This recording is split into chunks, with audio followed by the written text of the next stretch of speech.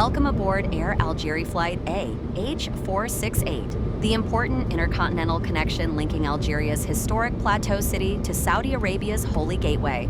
Flying from Constantine Mohamed Boudiaf Airport to Jeddah King Abdulaziz International Airport aboard the powerful Airbus A330-200. This spectacular intercontinental journey spans approximately 3,533 kilometers across North Africa and the Arabian Peninsula, with a flight duration of 4 hours and 35 minutes. This route represents Air Algerie's commitment to connecting Algeria with Saudi Arabia's pilgrimage destinations.